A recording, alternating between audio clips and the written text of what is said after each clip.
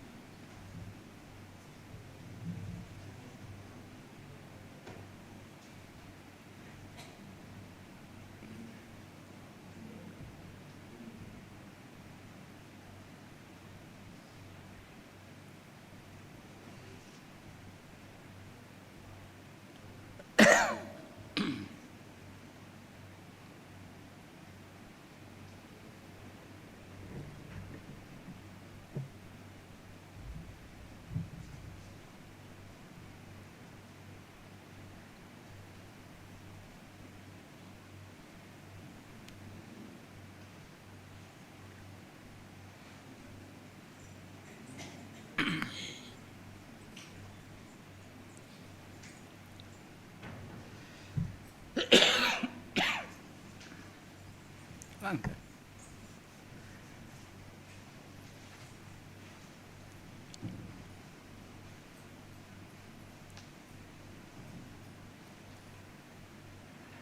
அருள் பெரும் ஜோதி, அருள் பெரும் ஜோதி, தனி பெரும் கருணை, அருள் பெரும் ஜோதி.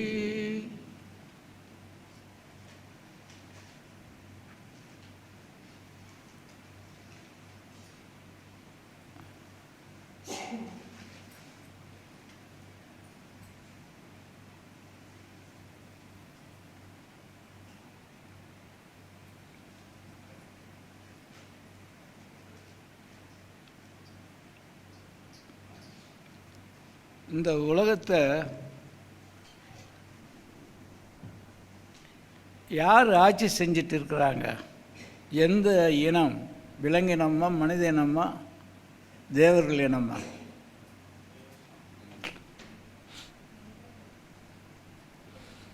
உலகத்தினுடைய கட்டுப்பாடு யார் கையில் இருக்கு? மனித இனமா?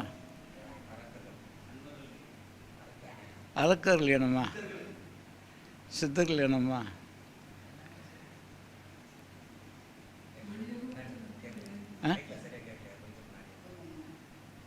இப்போ இப்படி வச்சுக்கிட்டுமா?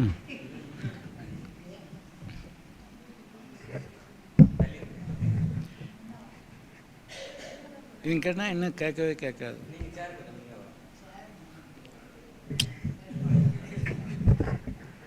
இந்த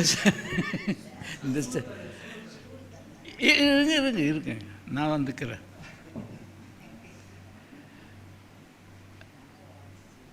எதுவுமே கிடையாது. ஆவியல் கூட்டம்தான் ஆட்சி செஞ்சிட்டு இருக்கு. ஆவியல்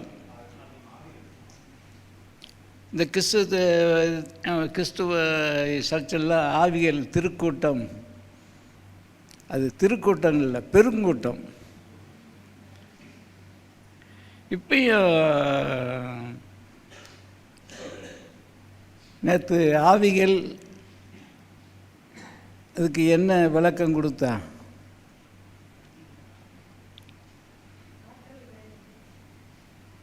அப்படியே திங்க் பண்ணிக்கிட்டு அப்படியே இருந்து செயலற்றவர்கள் தன்மையால்,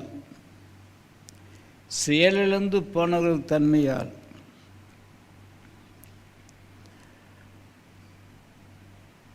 இந்த உலகம் ஆதிக்கம் செலுத்தப்படுகிறது. நடைபெறுகிறது வேறு, ஆதிக்கம் செலுத்தப்படுவது வேறு. இப்போ பெரிய ஆவி, உலகத்திலே பெரிய ஆவி யாருன்னா ட்ரம்ப்பு, அமெரிக்கா ட்ரம்ப்பு. என்னென்னமோ கூத்து பண்ணிட்டு இருக்கிறார்.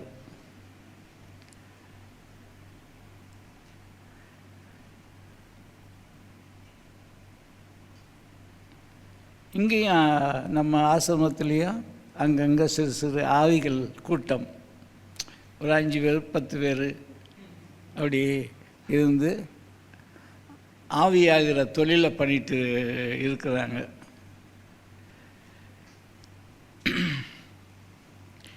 ஆவியாதலின் கொடுமை என்னன்னு இன்னும் விளங்கவே இல்லை. இனிமேலாவது விளங்குமான்னு கேட்டான்னா சந்தேகமாக தான் இருக்குது.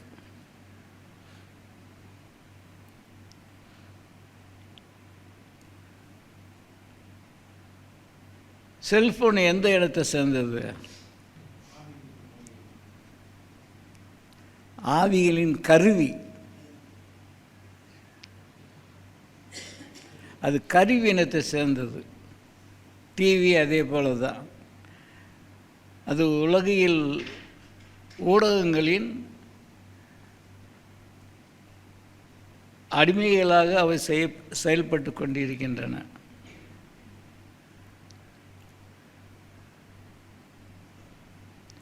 இயங்கிக் கொண்டிருக்கின்றன என்று சொல்லக்கூடாது, செயல்பட்டு கொண்டிருக்கின்றன. இயக்கத்துக்கும் செயலுக்கும் நமக்கு வித்தியாசம் தெரியுமில்ல.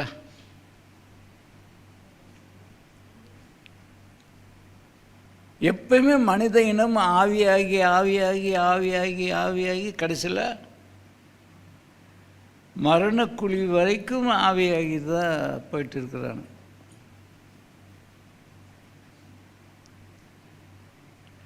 ஆவியானவர்களெல்லாம் பாவிகள் என்பதால் கிறிஸ்துவ மதத்தில் எல்லாரும் பாவிகள். அப்படின்னா எல்லாரும் ஆவிகள் தான். ஒரு நிமிஷம் உட்கார்ந்த போதும் ஆவி வாட்டுக்கு எனர்ஜி எல்லாம் எண்ணெய் அலைகளால் அப்படியே விரிஞ்சு கடலில் பெருங்காயத்தை கலந்தது போல் இந்த அண்ட பெருவெளியில் நம்முடைய ஆற்றல் எல்லாம் அப்படியே போய் விரிஞ்சு போயிடுது. அந்த விரிஞ்சு போவதில் முக்கியமான அந்த விரிதல் என்ற தொழிலை செய்வது எது? அந்த ஆவி இங்கேயே கொஞ்சம் சுற்றிட்டு மறுபடியும் உள்ளுக்குள்ளே போனான்னா பரவாயில்ல. அது அப்படியே விரிஞ்சு போய் எதையோ தேடி அண்ட பிரபஞ்சம் முழுமைக்கும் தேடி அது என்ன ஆகுதுன்னா விரயமாயிடுது. ஆவியாதல் அனைத்துமே விரயமாகக்கூடியதாக இருக்கிறது.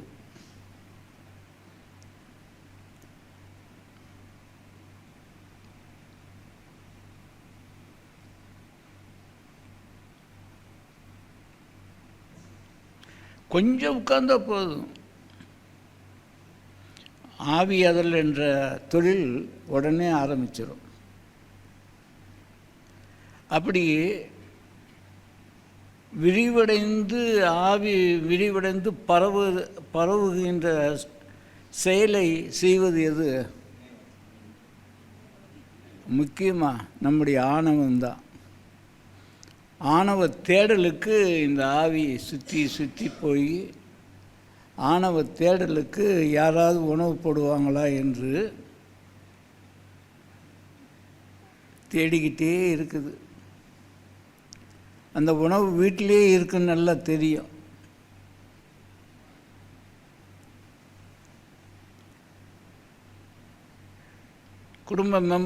குடும்ப உறுப்பினர்கிட்ட ஒரு அன்பாக பேசிட்டா ஆவிக்கு உணவு கிடைச்சிருமா? அங்கீகார தேடலுக்கு உணவு கிடைச்சிருமா? சொல்லுங்க. அன்பை வீட்டில் பேசுனா அங்கீகார தேடல் வீட்டிலே கிடைக்கும்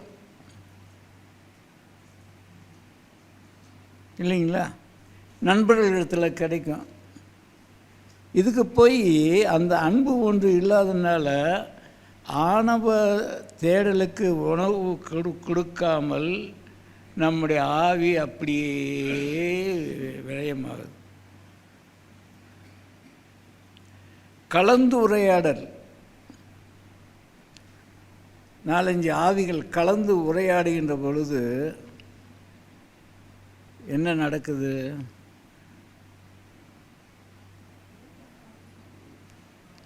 அங்கே அன்பு என்ற செயல் இருப்பதில்லை. ஒரு வகையில் நையாண்டின்னு என்ன? கேலி.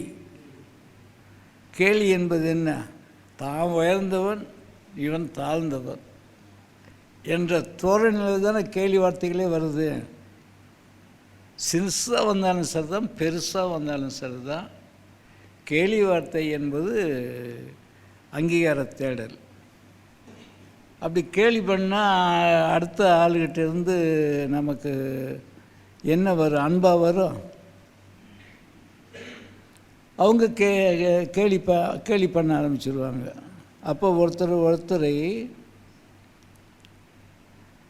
ஆணவ தேடலுக்கான உணவினை கையிலே கிடைத்தும் விசிறி போட்டுறாங்க. இதனால் தான் தனியாக உட்கார்ந்த உடனே என்ன பண்ணுறதுன்னு தெரியாமல் அதுவாக ஆணவ தேடலுக்கு இந்த ஆவி போயிட்டே இருக்கு. ஒவ்வொரு நினைப்பும் ஒவ்வொரு எண்ணமும் வெளியே போச்சுன்னா அது ஆவியாகி விரிவடைந்து வெளியே போய் வீணாகத்தான் போகும். ஒவ்வொரு எண்ணத்தையும் நினச்சி பார்க்கணும்.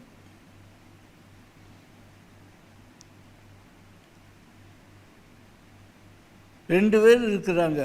ஒன்று அமைதியாக உட்கார்ந்துக்கிட்டு தன்னுடைய உறுப்புகளுக்கு முன்னாடி உடம்புக்குள்ளே புகுந்து அந்த உறுப்புகளை இயக்கி கொண்டு இருக்கின்ற அந்த ஆன்மா உயிர் அணுக்களை நின்று செய்நன்றியோடு இருப்பது ஒரு வகையான அமைதி. அது தெய்வீக அமைதி. இன்னொன்று அமைதியாக உட்கார்ந்துட்டு ஆணவ தேடலுக்கு இறைத்திடுவது. வீட்டில் நாய்க்கு எஜமான நல்ல உணவு தான் தட்டில் வச்சுருப்பார். அது மோந்து பார்த்துட்டு உடனே அது வெளியே போகும். கொஞ்சம் 2 வாய் சாப்பிட, அவ்வளோதான்.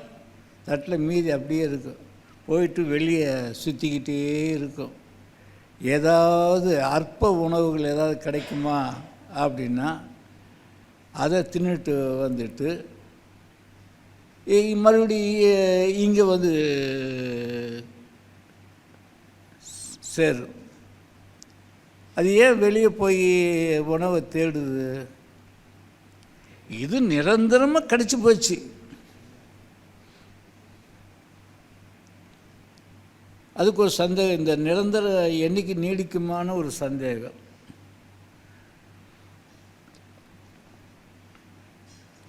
அந்த சந்தேகம் உள்ளவர்கள், அப்படியான சந்தேகம் உள்ளவர்கள் தான் நம்ம.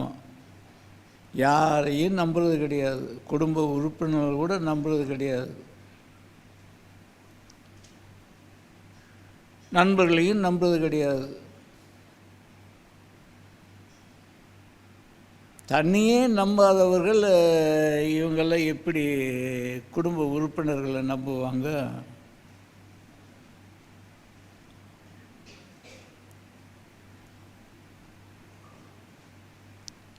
நம்ப மாட்டார். நம்பிக்கை என்பது ஒரு 3வது கை. 2 கையால் செய்ய முடியாத வேலையை அந்த 3வது கை நம்பிக்கை செய்யும்.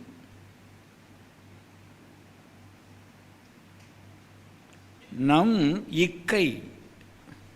இக்கைன்னு என்ன? இறையாற்றல் பொருந்திய கை.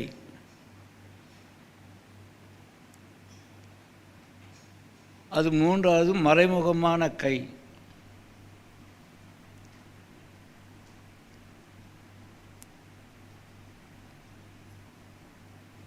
நீ நம்பணும், நம்பிக்கை வைக்கணும் அப்படின்னு கிறிஸ்தவத்தில் இறைவன் இருக்கிறானா இல்லையா நம்பு அப்படின்னு சொல்கிறாங்க. நம்பிக்கை வை அப்படின்னு சொல்கிறாங்க. ஆனால் அந்த நம்பிக்கை ஒரு போலியான நம்பிக்கை. இறைவனிடத்தில் நீ நம்புப்பா, சிவன் இருக்கிறான்னு நம்பு. சிறுவன் உனக்கு எல்லாம் செய்வாருங்கிறத முதல் நம்பு. பெருமாள் எல்லாம் செய்வாங்கிறது ஒன்று நம்பு. முருகன் எல்லாம் செய்வார்னு சொல்கிறது நம்பு. இந்த நம்பிக்கை ஒரு போலியான நம்பிக்கை, சந்தேகங்களோடு கூடிய நம்பிக்கை. நம்பிக்கை நம்ப சொல்கிறாங்க, சரி நம்பிடுறேன், ஆனால் அப்படி இழுத்தாலே போச்சு. அங்கே சந்தேகங்கள் நிறைந்து இருக்கின்றன. இந்த நம்பிக்கை என்பது மூன்றாவது கை. இந்த மூன்றாவது கை இந்த இரண்டு கைகளாலும் செய்ய முடியாத வேலையை இந்த மூன்றாவது கை செய்யும்.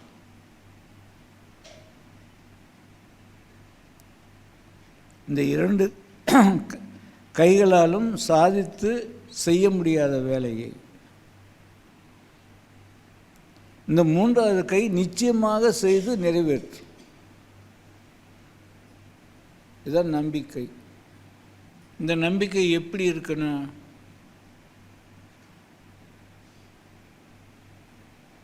இந்த மூன்றாவது கையாகிய இந்த மாய கையை எப்படி பெறுவது?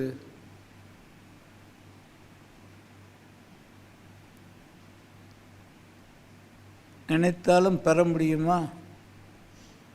இந்த நினைவும் சிக்குண்ட இந்த கைகளில் தான் இருக்குது.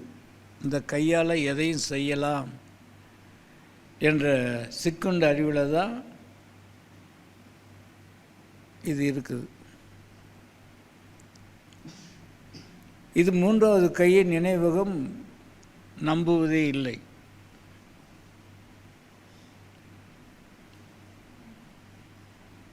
இது இந்த கைகளை வைத்து எந்த செயலையும் செய்யலாம்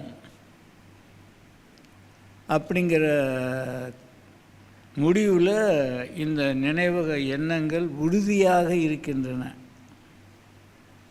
இந்த மூன்றாவது கையை நம்பிக்கை என்ன செய்யும்? எந்த செயலையும் செய்வதில்லை. அப்போ எதுக்கு இந்த நம்பிக்கை? இது இயக்கத்தை மட்டுமே செய்யக்கூடியது. இந்த நம்பிக்கை என்பது இயக்கத்தை மட்டுமே செய்யக்கூடியது. இந்த நம்பிக்கை ஒன்றின் மூலமாகவே நம்ம அடுத்த நிலைக்கு போக முடியும். அடுத்த நிலைக்கு போக முடியும். இந்த நம்பிக்கை என்ற ஒரு கை உருவாகணும்னா என்ன பண்ணணும்?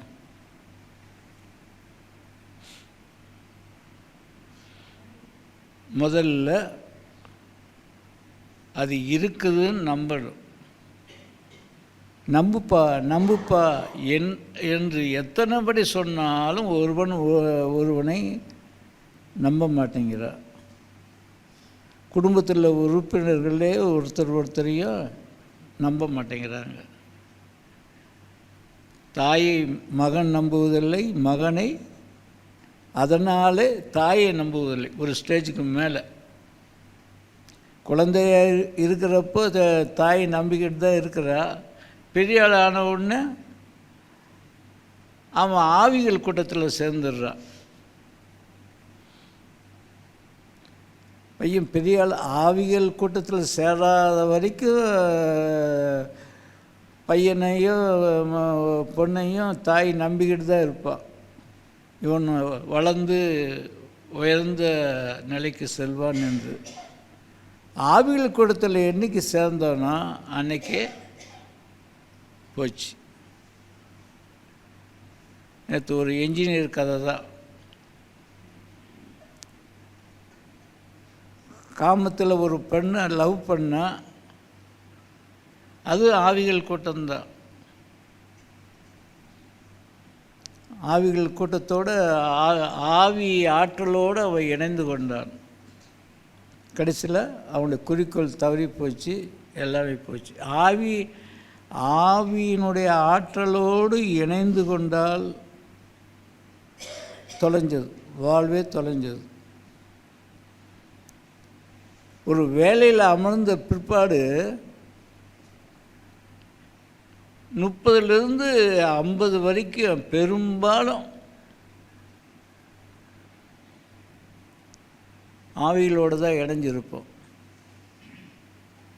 அது ஒரு இருண்ட காலம் போல்.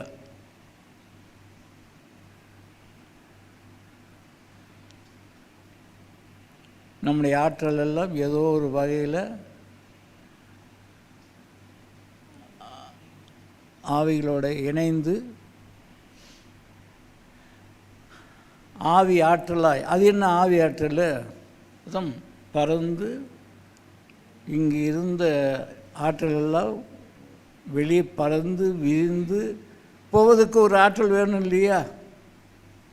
அது முழுக்க முழுக்க கைவசமாகாத ஆற்றல். அந்த ஆற்றலை கைவசப்படுத்தணும். அதுக்கு தான் சில ஒழுக்க நெறிகள் எல்லாம் சொல்லி கொடுக்குறது. பெரியவங்க அப்படி பண்ணுங்க, இப்படி பண்ணுங்க, அப்படி போயிடாத, இப்படி போயிடாத அப்படின்னு சொல்வதற்கு காரணம் அந்த ஆவி ஆற்றலை கட்டுப்படுத்துவதற்கு. இப்போ இந்த ஆவி ஆற்றலை கட்டுப்படுத்த என்ன உபாயம் நம்மக்கிட்ட இருக்குது? துடிப்பு.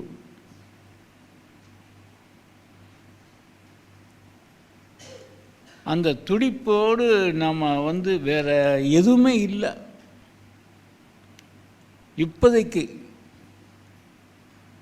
இப்போதைக்கு அந்த அதிர்வு தான் நமக்கு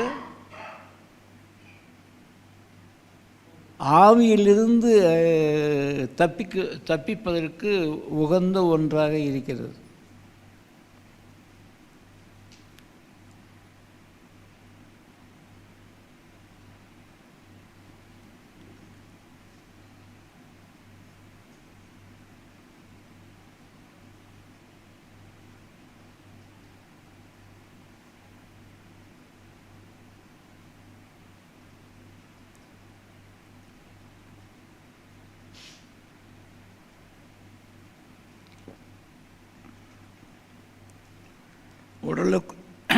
உடலுக்குள்ள இயக்கமாக இருப்பது இதயம்.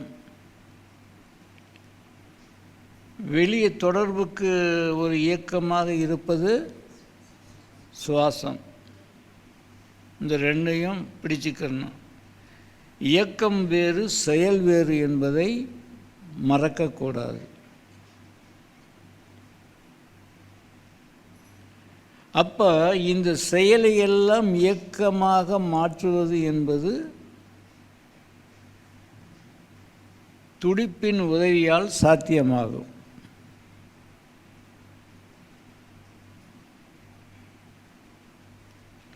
ஆனால் இது தனித்து இருந்து வேலை செய்யாது. இந்த துடிப்பு நல்லா புரிஞ்சுக்கோங்க. அது ஒரு செயலை செய்யணுமா, துடிப்புங்கிற பயிற்சி செஞ்சுக்கிட்டே இருக்கணுமா அப்படின்னு அது ஒரு வேலையாக எடுத்து செய்யக்கூடாது. அது ஒரு வேலையே இல்லை, அது ஒரு இயக்கம். அந்த இயக்கம், துடிப்பு என்ற இயக்கம் எல்லா செயலையும் இயக்கமாக மாற்றிவிடும். வேலை இது செயல்ல என்ன, இயக்கம்னா என்ன? இறைநிலையை சேராத ஒரு அசைவு செயல். இறைநிலை சேர்ந்தன்னு சொல்லிட்டீங்க, நினச்சிட்டிங்களா? சேராத அசைவு செயல். இடைநிலை சேர்ந்த ஒரு அசைவு இயக்கம்.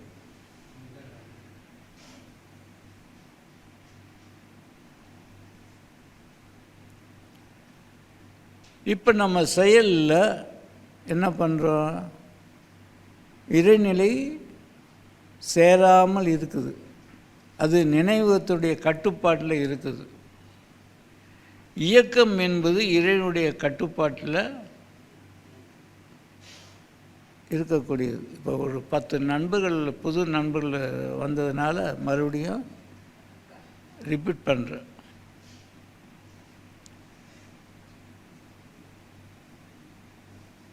இப்போ இதயம் ஒரு மகத்தான வேலையை செய்கிறது. உடலுக்குள்ளே இயக்கமாக இருப்பது இதயம். வெளி உலக தொடர்புக்கு சுவாசம் இயக்கமாக இருக்கிறது. இடையில் இருக்கிற இந்த அதிர்வு துடிப்பு என்பது ஒன்று இருக்கிறது, அது செயல்படாமல் இருக்கிறது. புரிஞ்சுதுங்களா? இப்போ நம்பிக்கை என்பது எந்த கை? மூன்றாவது கை. அந்த மூன்றாவது கை தான் இந்த துடிப்பு. புரிஞ்சுதுங்களா? இந்த துடிப்பு இருந்தால் இந்த 2 கையிலும் செய்ய முடியாத வேலையை இந்த கை செய்யும். ஏன்னா துடிப்பில் நமக்கு நம்பிக்கை வரணும்ல. என்னமோ நம்பிக்கைன்னு சொல்கிறாங்க. என்னத்தை நம்பி என்னத்தை செஞ்சு என்னத்தை சாதித்தது அப்படின்னு சொல்லிட்டே இருக்கிறப்ப அந்த துடிப்பு வார்த்தை அளவு இருக்காமல் செயல் வடிவாக வருவதற்கு இந்த துடிப்பு தான் உதவி செய்யும். முதல்ல இந்த துடிப்பு என்ன பண்ணா? மிகப்பெரிய வேலை. எடுத்த உடனே அந்த துடிப்பு முதல்ல என்ன பண்ணா?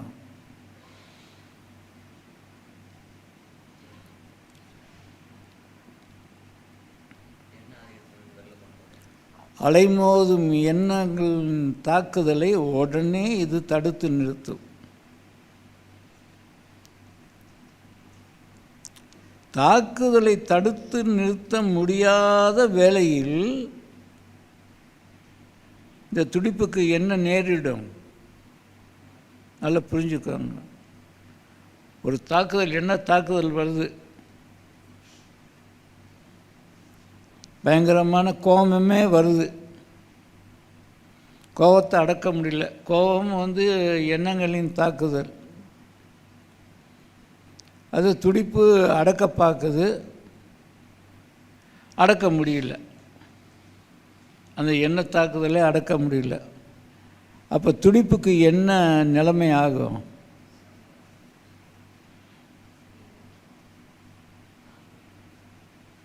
துடிப்பு காணாமல் போயிடுமா?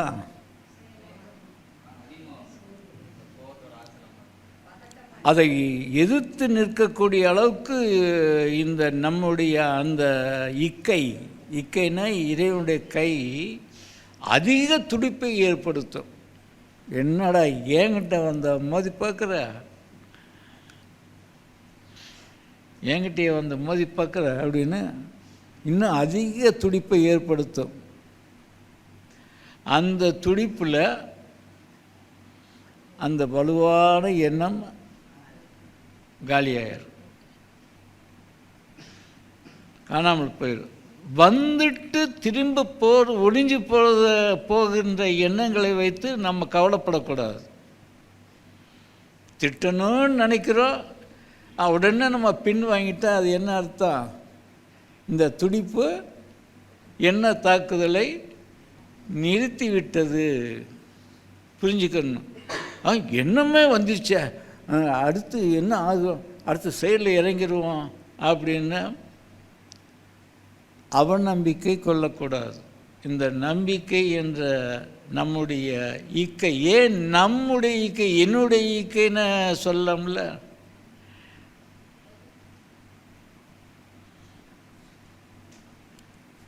நம் இக்கை சொல்கிறப்பல என்னுடைய இக்கைன்னு சொல்லலாம்ல, எண்ணிக்கை அப்படி சொல்லலாம்ல. ஏன் நம் இக்கை என்று சொல்கிறோம்? ஆன்ம திருக்கூட்டத்தினுடைய பலம், அந்த இக்கை என்பது ஆன்மா திருக்கூட்டத்தினுடைய கை. அது நம்முடைய முன்னோர்கள் எல்லா வலிமையோடு சேர்ந்து நம்மளை கரையேற்றுவதற்காக அந்த கை வேலை செய்யுது. துடிப்பு என்பது நம்மிடத்திலிருந்து உருவாவதல்ல, நல்லா புரிஞ்சுக்கோங்க. அது ஆன்மா திருக்கூட்டத்தால் உருவாக்கப்பட்டது. அது ஆன்மா திருக்கூட்டத்தால். அதனுடைய முன்னாடி நிற்க முடியுமா இந்த அற்ப எண்ணெய் கூட்டம்? இந்த எண்ணெய் தாக்குதல் நிற்க முடியுமா? நிற்க முடியாது.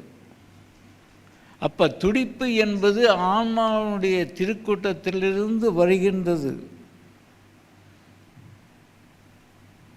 அது முதல்ல இங்கே செயல்படுகின்ற இடம் எது?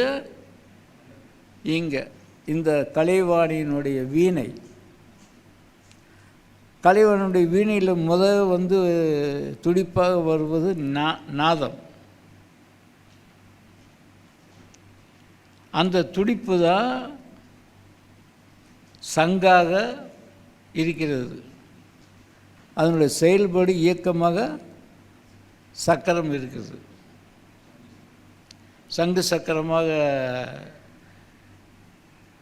இரண்டு இருந்ததுனால தான் சாதாரண மனிதன் உலகை அளந்த பெருமாளாக மாறுகிறான். புரிஞ்சுதுங்களா? பெருமாள் சாதாரண மனிதன்தான். அவன் உலகை அளந்த பெருமாளாக எதனால் மாறினான்? அந்த சங்கு சக்கரத்தால் தான். நம்மளும் மாறலாம்ல. இந்த நம்பிக்கை என்ற ஒன்றை வைத்துக்கொண்டு ஆன்மாவின் திருக்கூட்டம் அவர்களுடைய அன்பு மிகுதியால் செயல்படுகின்ற இந்த அதிர்வு நம்பிக்கையாக மாறுகிறது. நம்புன்னு சொன்னா நம்புன்னா யாரும் நம்ப மாட்டாங்க. எங்கெங்கே போயிட்டு வந்தீங்க? இவ்வளோ ஆளையை காணுமே அப்படின்னு மனைவி அதட்டுறா வீட்டுக்காரரை பார்த்து. இல்லைம்மா, ஒரு அன்பரை பார்த்துட்டு வந்தேன். நீங்கள் அன்பரை பார்க்கல, நீங்கள் அன்பியை தான் பார்த்தீங்க. சொல்லுங்க. நம்புமா, என்னுடைய பாலிய நண்பரை ஒருத்தரை பார்த்துட்டு வந்தேன். பாலிய நண்பரா நண்பியா? மறுபடி கேள்வி. உங்களை பற்றி எனக்கு தெரியாதா? நம்பு அப்படின்னு இவருக்கு அதட்டுறாரு. அதுலேயே சண்டை ஓஞ்சி அவங்க ரெண்டு பேருமே ஆவியாகி இனிமேல் சண்டை போட முடியாத ஒரு சூழ்நிலையில் அப்படியே அடங்கிடுறாங்க. அந்த அடங்கி போகிறதுல தான் சண்டையே நிற்குது. ஆவியாக போன உடனே ஆற்றல் எல்லாம் போயிடுது. அடுத்து ஆர்கியூமெண்ட் பண்ணுறதுக்கு, யோசனை பண்ணுறதுக்கு கூட எதை வச்சு முன் வச்சு சண்டை போடலான்னு யோசனை பண்ணுறப்ப அந்த யோசனை பண்ணுற நினைவகமே செயல்ந்து போய் இருக்கிறப்ப அடங்கி போயிடுறாங்க. அப்போ தான் சண்டை நிற்குது. எந்த சண்டையுமே நல்லா புரிஞ்சுக்கோங்க, அடங்கி போனதில் தான் அந்த சண்டையே நிற்குது. இல்லைனாக்கா சண்டை நீடிச்சுக்கிட்டே போகுது.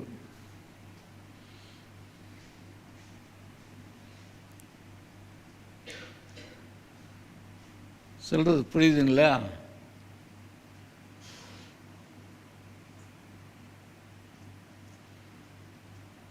இந்த நம்புகிறேன்னு சொல்கிறப்ப இந்த துடிப்போடு நம்பு என்று சொல்கின்ற தருணம் நம்பாத அந்த செயல்பாட்டை நம்புகிற இயக்கமாக மாற்றிடும். சரி, இப்போ நான் நம்புகிறேன், ஏதோ சொல்லிட்டீங்கள அப்படி நம்புகிறேன் அப்படின்னு ஒன் சைடு அடங்கி போயிட்டா சண்டை நின்று போயிடும். ஏன்னா இது ஆன்மா திருக்கூட்டத்திலிருந்து வருகின்ற ஒரு உதவி கை, அது இக்கை, இறைவனுடைய கை. அதுக்கு பணியாதவர்கள் இருப்பாங்களா? இவர் என்னமோ புதுசாக ரீல் விடுறாருங்க, என்னத்தை அது, இதெல்லாம் நான் நம்ப முடியாதுங்க அப்படின்னு உங்களுடைய நினைவகத்தில் உள்ள எண்ணங்கள் தந்தால் இழப்பு யாருக்கு? அப்படி எடுத்துக்கொண்ட நம்பிக்கை இல்லாத தன்மை எடுத்துக்கொண்டவர்களுக்கு தான் இழப்பு. ஆனால் இந்த துடிப்பை நீங்கள் பயன்படுத்துகின்ற பொழுது தான் தெரியும்.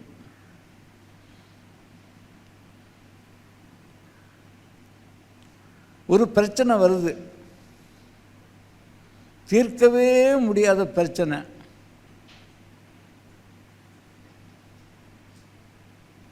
நம்பிக்கை இழந்து போன பிரச்சனை. நல்லா புரிஞ்சுக்கோங்க, நம்பிக்கை இன்னும் தேர்றதுக்கு வழியே இல்லை அப்படிங்கிற ஒரு முடிவுக்கு நம்பிக்கை முழுமையாக இழந்து போன பிரச்சனை. அப்படி இருக்கிறப்ப துடிப்பின் பயிற்சி மூலமாக இந்த துடிப்பை வலுவுடையதாக ஆக்குங்கள். அப்போ என்ன ஆகும்? இந்த நம்பிக்கை என்ற ஆன்மா உயிரணு கூட்டத்திலிருந்து ஒரு பேராற்றல் இறைவனுடைய கையாக நமக்கு அந்த பிரச்சனையை தீர்த்து வச்சிடும். கண்டிப்பாக தீர்த்து வச்சிடும். கொஞ்சம் கால அவகாசம் ஆகும். அதுக்கு ஒரு பிரச்சனை வந்துச்சு, இன்றைக்கே தீர்க்கணும் அப்படின்னா ஏன் அது அடுத்த வாரம் தீர்த்த ஒத்துக்க மாட்டிங்களா?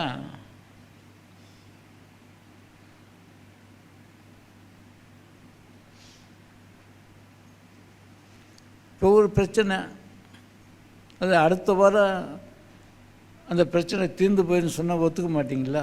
இப்பயே முடிக்கணும் அப்படின்னா அந்த பொறுமையின்மை, இதுவும் கடந்து போகும் என்ற ஒரு நம்பிக்கை இருக்கின்ற பொழுது அந்த பிரச்சனை குறித்து எந்த கவலையும் நமக்கு வரவே வராது. ஏனென்றால் அந்த நம்பிக்கை, இந்த பிரச்சனை தீர்ந்துடும், ஒப்படைச்சாச்சு, இந்த பிரச்சனையை நம்பிக்கை இடத்துல ஒப்படைச்சாச்சு. அந்த கை, இறைவனுடைய கை கண்டிப்பாக அந்த பிரச்சனையை தீர்த்து வைக்கும். அந்த பிரச்சனையை தீர்த்து வைச்சா நமக்கு ஒரு நிம்மதி.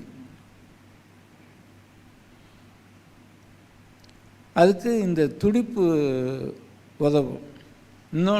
இன்னொன்று சொன்னால், துடிப்பு என்பது தன்னிச்சையான செயல் அல்ல, அது இணைந்த செயல். நல்லா புரிஞ்சுக்கோங்க, இணைந்த இயக்கம். இயக்கமே இணைந்த இயக்கம்தான். இணைந்த செயலைத்தான் நம்ம இயக்கம் சொல்கிறோம். நம்மோடு இறைவன் இணைஞ்சிருக்கிறார்ல,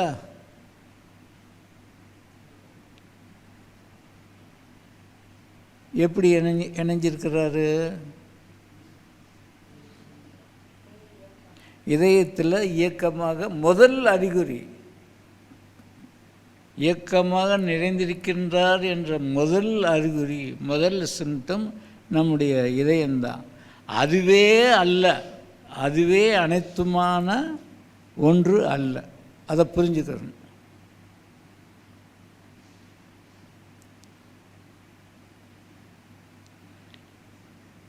இன்னும் பல உறுப்புகள் இருக்குது. கல்லீரல், மண்ணீரல், ஈரல், நிறைய உறுப்புகள் இருக்குது. பொறிகள் இருக்குது. கண், காது, மூக்கு பொறிகள் இருக்குது. ஆனால் அதில் தலையானது எது அப்படின்னா இதயம். தலையானதுன்னு என்ன அர்த்தம்? முதலிடத்தில் சேவை செய்வதில்லை, இந்த உடம்புக்கு சேவை செய்வதில்லை, முதலிடத்தில் நிற்பது. மற்றவையெல்லாம் காணாமல் போச்சுன்னா அதுவும் காணாமல் போயிடும். அது தனித்து இருக்க முடியாது. அது மற்ற உறுப்புகளுக்கு சேவை செய்வதில் தலையாக இருக்கிறது. இந்த காதுக்கு மாத்திரம் அது ரத்த ஓட்டத்தை பம்ப் பண்ணலைன்னா இந்த காது கேட்குமா? இந்த கண்ணுக்கு ரத்த ஓட்டத்தை பம்பிங் பண்ணலைன்னா இந்த கண்ணு கேட்குமா? சரி, இந்த கண் இல்லாமல் எதையும் பார்க்க முடியுமா? தலையானதுன்னா மெயின்.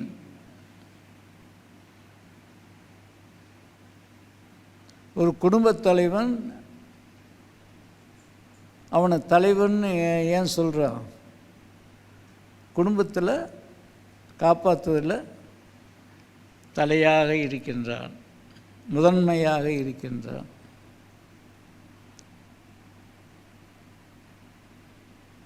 நீ வேண்டான்னு சொன்னா என்ன அர்த்தம்? வேண்டான்னு சொன்னவங்க அல்லல் படுகின்ற நிலைக்கு ஆயத்தமாகிவிட்டார்கள் என்று தான் அர்த்தம்.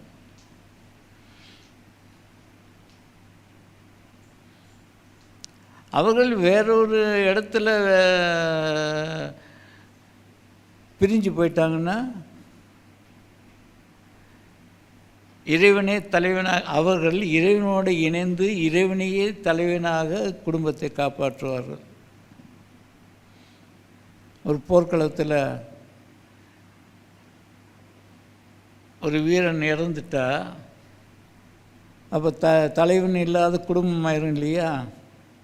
அப்போ அவன் இறைவனோடு இணைந்து இறைவனையே இறைவன் மூலமாக வீட்டுக்கு தலைவனாக இருப்பான்.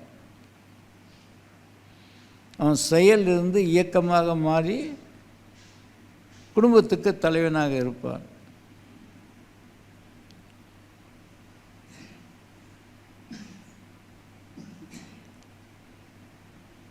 கணவன் இருந்தாலும் 1000 பொண்ணு தான், இறந்தாலும் 1000 பொண்ணு தான். செயலாக இருந்தவன் இன்னும் இயக்கமாக இருக்கக்கூடியவன். ஒரு உதாரணத்துக்கு சொல்கிறேன். இந்த துடிப்பு என்பது மிக முக்கியம். இப்போ ஒரு 1/2 மணி நேரம் துடிப்பு பயிற்சி பண்ணலாமா? 11 மணி வரைக்கும். இப்போ என்ன சொன்ன? துடிப்பு என்பது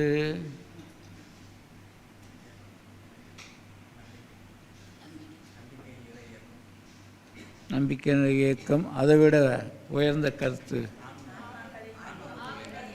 ஆன்மா உயிர்களின்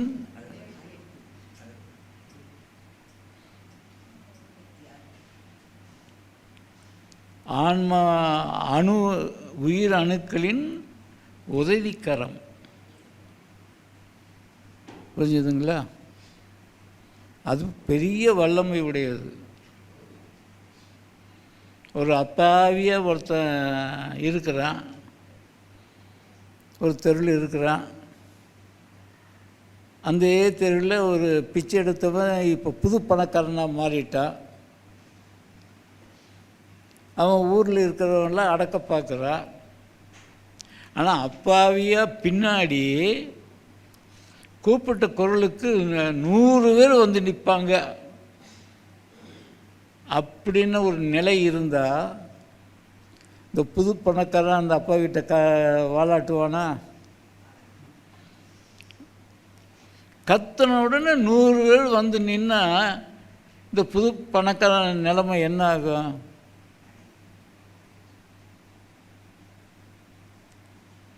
அதே போல் கோடி கோடிக்கணக்கான ஆன்மா உயிர்களுடைய பக்க துணை நமக்கு இருக்கிறப்ப எது வந்து நம்மை தாக்கும்? ஆனால் அது நம்புறது இல்லை. இந்த அப்பா கிட்ட அவன் வாலாட்டினா, டேய் என்னை யார் என்று நினைத்தாய் சொன்னால் போதும். ஒரு கம்பீரம் வந்துடும்ல அந்த அப்பாவி பெண்ணிடத்தில் ஒரு கம்பீரமே வந்துடும் இல்லையா? 100 பேர் சப்போர்ட் இருக்கிற ஒரு பெண்ணிடத்திலும் எந்த சப்போர்ட்டும் இல்லாத ஒரு பணக்கார பெண்ணிடத்திலும் யாருக்கிட்ட அந்த கம்பீரம் இருக்கும்? 100 பேர் சப்போர்ட்டு உள்ள இடத்துல இந்த கம்பீரம் இருக்கும். இப்போ ஆன்மா திருக்கூட்டம் என்பது கோடிக்கணக்கானவர்கள். இந்த மனித இனத்தை ஒரு மனிதனை விட ஒரு ஆன்மா உயிர் மிக விரைவாக வேலை செய்யக்கூடிய வல்லமையிலும் 1000 மடங்கு பெருசு. அப்போ இந்த ஆன்மா திருக்கூட்டத்தினுடைய ஆசி நமக்கு இருந்தால் நம்ம எப்படி கம்பீரமாக இருப்போம்? ஆனால் நம்ம இன்னும் ஆதரவு அற்றவர்கள் என்ற நினப்பில் தான் இருக்கிறோம். நமக்கு யார் இருக்கிறாங்க, என்ன இருக்கிறாங்க? பின்னாடி இருக்கின்ற அந்த ஆன்மா பெருங்கூட்டத்தின் ஆதரவு இருப்பது மறைமுகமாக இருக்கிறது, மர்மமாக இருக்கிறது. அந்த மர்மத்தை உணர்ந்து கொண்டவர்கள்தான் அந்த கம்பீரம் வாய்க்கும். கம்பீரத்துக்கு முன்னாடி எந்த பெரும்படையும் நிற்காது.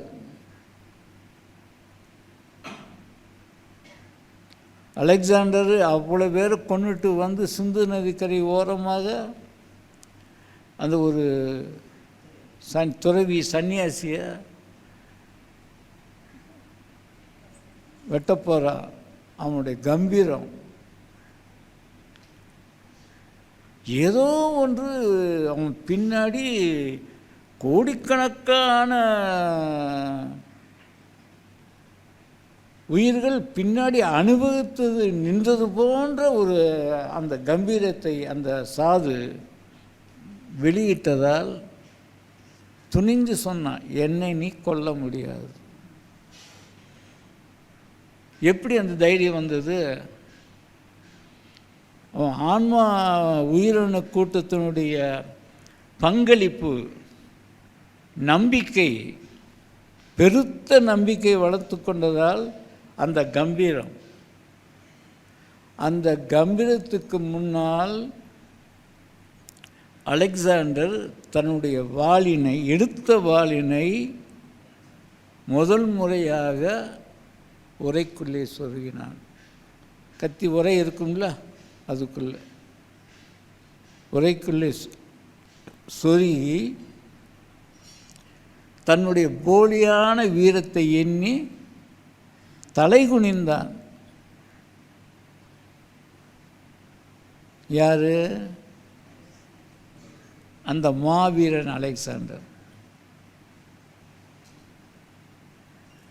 இப்போ அதே கம்பீரம் நமக்கு ஏதாவது இருக்குதா?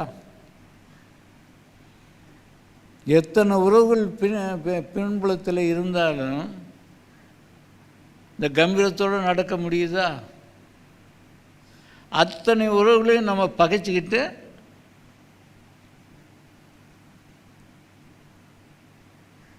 நிற்கிறோம். ஒருத்தனும் எனக்கு உதவி வரமாட்டாங்க என்று அன்பு இன்மையால் அந்த உறவுகளை பகைத்து கொண்டு நாம் நிற்கின்றோம்.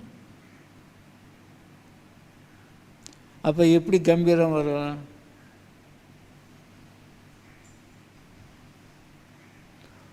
ஒரு உயிரால் ஒரு ஆன்மா அணு உயிர் கூட்டம் பின்னாடி இருக்கிறத நம்பணும். அந்த நம்பிக்கையை வளர்த்து கொள்ள வேண்டும்.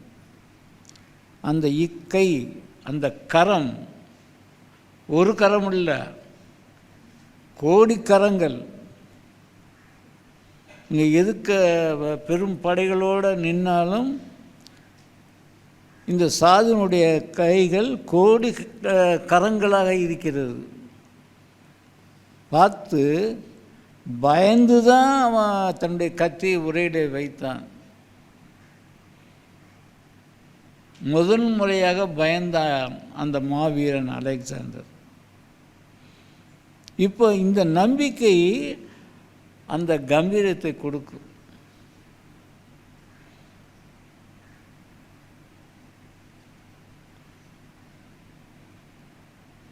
ஆனால் இதை மாத்திரம் நம்ம நம்ப மாட்டோம். இதை மாத்திரம் நம்பிக்கை என்பது பெருத்த ஆன்மா உயிரணு கூட்டத்திலிருந்து வருகின்ற உதவிக்கரம் என்பதை நாம் நம்ப மாட்டோம். ஆனால் உண்மை அதுவாக தானே இருக்குது. எத்தனை அப்பனோ எத்தனை அன்னையோ இந்த பட்டினத்தார் பாடுகிறார்ல, அத்தனையும் ஆன்ம திருக்கூட்டத்தில் இருந்து அவர்கள் நமக்கு இந்த உடம்புலையும் இருந்து கொண்டு நமக்கு உதவி செய்து கொண்டிருக்கிறார்கள். உலகத்தில் இந்த அந்த பிரபஞ்ச பெருவெளியில் தியாகம் என்பது 100 கோடியாக இருக்கிறது. தியாகம் என்பது 100 கோடியாக இருக்கிறது. துரோகம் என்பது 1-2 தான் இருக்குது. நம்ம கண்ணுக்கு எல்லாமே துரோகமாக நம்பிக்கை இல்லாதனால துரோகமாக 100 கோடி இருக்கிற மாதிரி தெரியுது. அதுக்கு காரணம் சிக்குண்ட அறிவு. பல கோடி முன்னோர்களின் வாரிசு தான் நம்ம. இந்த உலகம் தோன்றியிலிருந்து உருவான பல கோடி முன்னோர்களின் வாரிசு தான் நம்ம. அவர்கள் தியாக வடிவிலே இருக்கிறார்கள். நல்லா புரிஞ்சுக்கோங்க. 100 கோடி தியாகத்தினுடைய பங்காக இருக்கிறது இந்த அந்த பிரபஞ்ச பெருவெளியில். 1-2 தான் துரோகமாக இருக்கிறது.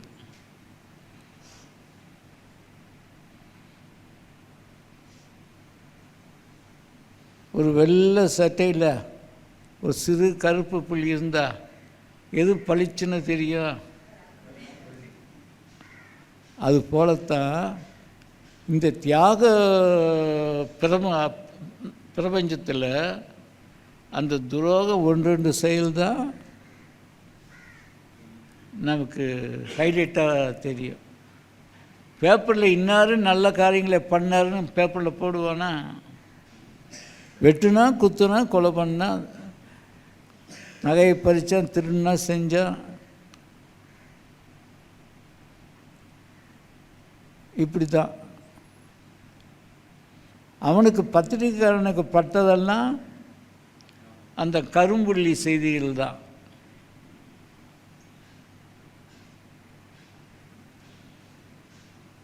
இப்போ நம்ம இந்த துடிப்பு இது பெருத்த ஆன்மா உயிரணு கூட்டத்தினுடைய உதவிக்கரம் என்பதை ஏற்றுக்கொண்டோம். அப்புறம் இது இயக்கமாக இருந்து இறைநிலையோடு நமக்கு என்றுமே உதவக்கூடிய ஒன்றாக நினைத்தோம். அப்புறம் இன்னொன்று என்ன,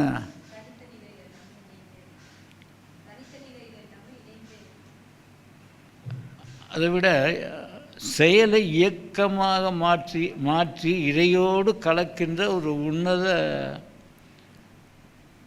ஊடகமாகவும் இது இருப்பதை உணர்ந்து கொண்டோம். இந்த நிலையில் இதனை விடலாமா? இந்த கரத்தை நம்ம புறக்கணிக்கலாமா? இந்த கரத்தை பிடிக்கணும்ல? என்னமோ சொல்கிறீங்க. நான் இப்போ டீ குடிக்க போனேன்னா ஏன் இருக்கிற 2 கரமே எனக்கு தெரியாமல் போயிடும். இன்னும் 3வது கரத்தை பற்றி நான் எங்கே நினைக்கிறது? அப்படின்னா உங்களுக்கு எண்ணம் வந்ததுன்னா நீங்கள் துடிப்போடு போனீங்கன்னா அந்த எண்ணம் வராது. முதல்ல இந்த 3 தன்மைகளை நம்ம நினைவில் கொள்ளணும். உயிரிலே கலந்த கருத்தே சொல்கிறார். உயிரில் கலந்த கருத்து நினைவகத்தில் கலந்தானாக்கா அது மற்ற குவிகளை போட்டு அது மூடி வச்சிடும். உயிரில் கலந்த கனியே, அது காயாக இல்லை, கனியாக இருக்கிறது. கனின்னா என்ன அர்த்தம்? பக்குவ நிலைன்னு அர்த்தம். என் உயிரில் கலந்த கனியை. அது மாதிரி இந்த 3ஐயும் உயிரில் கலக்க வேண்டும். இப்போ என்ன பண்ணணும்? ஸ்டெப் பை ஸ்டெப்பாக இங்கே துடிப்பை ஏற்படுத்தி மெதுவாக உடம்பு முழுமைக்கும் பரவ செய்யணும். இங்கே துடிப்பு வந்த உடனே இது வலுப்படுத்தணும், மெல்ல இங்கே கொண்டு வரணும், இங்கேருந்து உடல் முழுமைக்கும் பரவணும். முடியாதவங்க, பரப்ப முடியாதவங்க இங்கே பரவணும்னு நினைக்கிறப்பயே துடிப்பு காணாமல் போச்சுன்னா மறுபடியும் இந்த இடத்துலேருந்து தொடங்கணும். அதனால் தோல்வி ஒன்றும் கிடையாது. இன்னும் காலம் இருக்குது. பயிற்சிகளை நம்ம நிறைவு பெறுவதற்கு தோற்று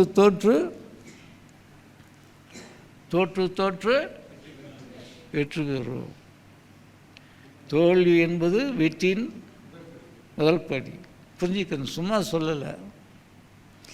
ஏன்னா தோல்வியிலே இருக்கின்ற குறைபாடுகளை களைந்து விட்டால்னா அது போக்கிவிட்டால் வெற்றிக்கான பாதை கிளியராகும். தோல்வி என்பது தோல்வி அல்ல, அது வெற்றிக்கான ஆரம்ப கட்ட படி. சரி, இந்த 2 கைகளையும் வைத்துக்கொண்டு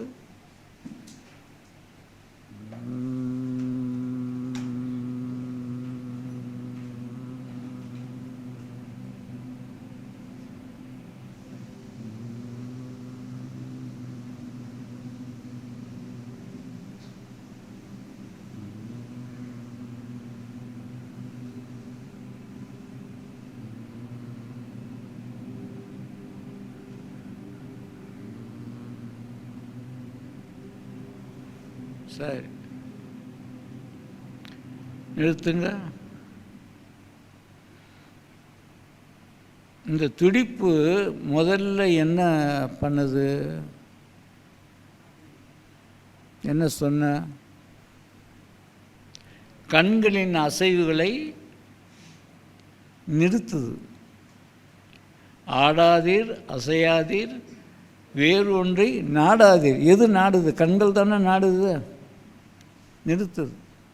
அதனால் அங்கே ஒரு பூரிப்பு வருதா? இந்த இடத்துல ஒரு பூரிப்பு வருதா? 2 கண்கள் மையத்தில், ஒரு கண்ணுக்கு மாத்திரம் பூரிப்பு இல்லை, 2 கண்ணுங்களுடைய மையம் இங்கே இருக்குது. ஒரு பூரிப்பு வருதா? அதே பூரிப்பு எல்லா இடங்களையும் இருந்தால்தான் துடிப்பு நன்றாக வேலை செய்கிறதுன்னு அர்த்தம். புரிஞ்சுதுங்களா? இப்போ ஸ்டெப் பை ஸ்டெப்பாக இப்போ இப்படி வச்சா அந்த பூரிப்பு இருந்தது, கையை எடுத்துட்டால் அதே பூரிப்பு குறையாமல் இருக்கிறது என்றால் கை எடுக்கலாம்.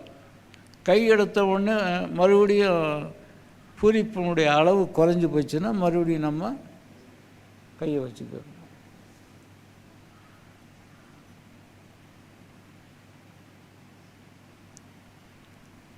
அப்படியே அந்த பூரிப்பினுடைய அளவு குறையாமல் பார்த்துக்கணும். வெறும் பூரிப்பு இல்லாமல் வறட்டு துடிப்பு, வறட்டு அதிர்வுகள் கூடாது.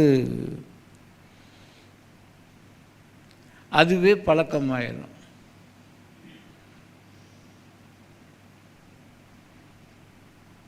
அது உண்மையான நம்பிக்கை கொடுக்காது. சரி, நீ சொல்லிட்டில்ல, நம்புகிற சமாதான நம்பிக்கை அது உதவாது. ஏய் நம்புப்பா, சரி நம்பிட்டேன், சமாதானம் தப்பிக்கிறதுக்கு. இப்படி சமாதான நம்பிக்கை கூடாது. அந்த பூரிப்பு தான் உண்மையான நம்பிக்கையை அடையாளம் காட்டுவது. புரியுதுங்களா? அந்த பூரிப்பு தான் உடம்பு ஃபுல்லாக முழுமைக்கும் பரவ செய்கின்ற பொழுது உடம்பில் இருக்கின்ற எல்லா தன்னிச்சையான செயல்பாடுகளெல்லாம் அது தடுத்து நிறுத்துது. இப்போ நினைவகத்தால் நம்ம ஏதோதோ நினச்சிட்டு இருக்கிறோம். நம்ம உடம்பில் இருக்கிற தன்னிச்சையான செயல்களால் என்னென்னமோ மறைமுகமான செயல்கள்லாம் நடக்குது. புரிஞ்சுதுங்களா? அப்போ இந்த துடிப்பை பிடிப்போம்.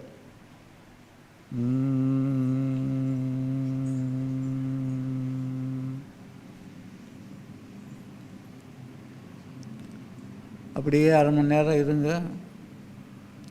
கையெடுத்த பிற்பாடும் அந்த பூரிப்பு நீடித்தால் கை எடுத்துக்கலாம்.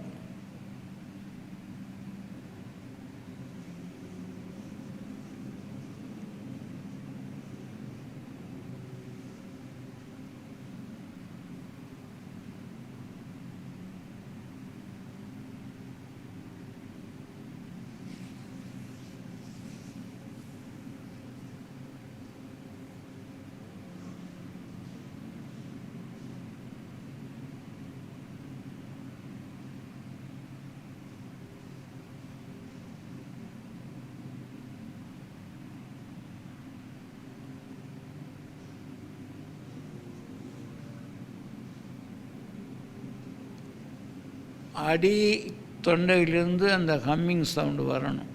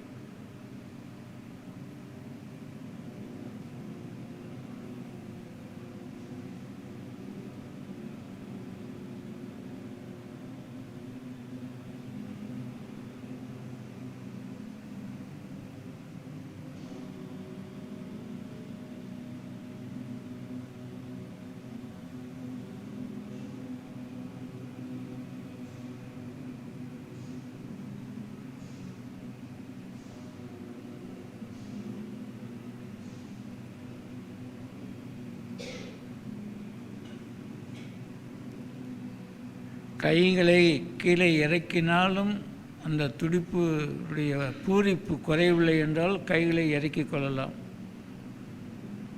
துடிப்பு குறைஞ்சி போச்சுன்னா கைகளை மேலே கொண்டு போயிடணும். பூரிப்பு இல்லாத துடிப்பு ஒரு வறட்ட துடிப்பு என்பதை உணர்ந்து அந்த பூரிப்பு இருக்கணும்.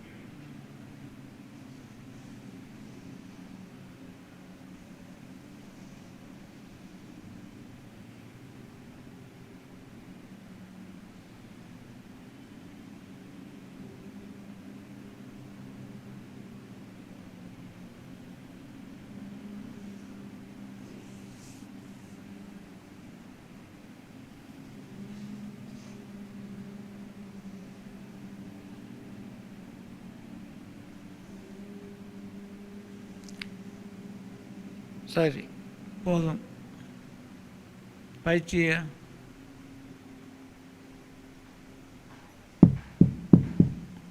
நிறுத்துங்கள்.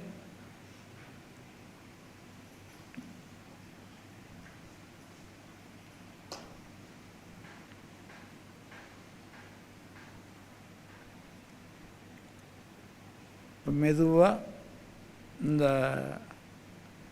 அதிர்வினை துடிப்பினை நினைவகத்தில் வச்சுக்கிட்டு